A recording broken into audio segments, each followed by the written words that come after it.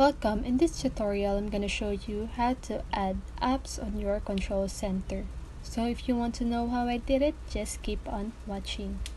So if you want to know what are the apps included in your control center, just go ahead and swipe up your screen, and then you can see all of the included controls on your control center, or just go ahead and go to settings and then scroll down until you see control center, and then here these are all the included controls.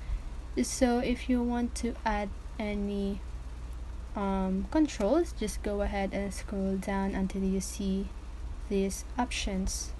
So for example, you want to add alarm, just go ahead and click the plus sign, and then as you can see on your control center, the alarm is included.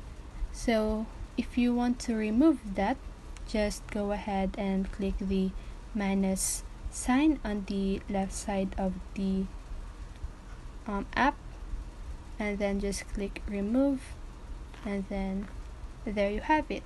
I hope this video helps you, and if it did, make sure to like, subscribe, and hit the bell notification so you won't miss a video. See you on the next one, and have a great day.